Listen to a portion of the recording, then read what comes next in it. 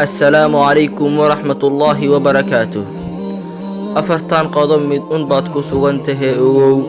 Waxaan ugu talagalay inaan ku baraarugno qaladaadkeena si aan xal waarna ugu gaarno. Kusoodhawaada mawduuceena maanta.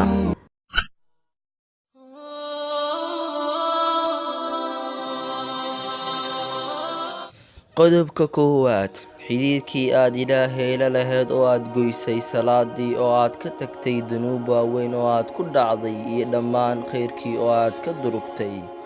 Ilaahay ayaa inoo ballan qaaday inuu nolol cidhiidhi ah ku noolaanayo qofka ka fogaada xuskiisa, cadaabna mutaysan doono.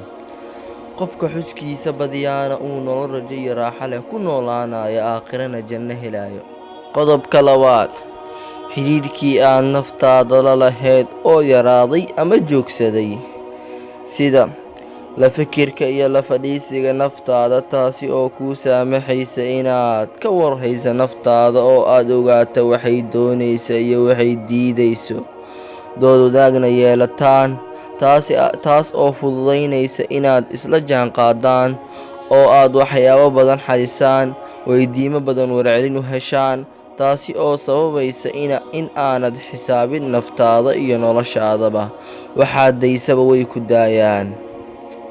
qodobka saddexaad, carqaladaha noloshaada oo aanad xalin.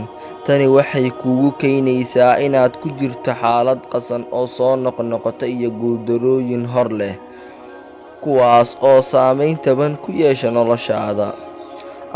qodobka afaraad, fahan la'aanta noloshaada. In aad fahanto oo aad falanqayso waxna ka barato noloshaadu waxay ku siinaysaa awood fikireed, kalsooni iyo kor u socosho.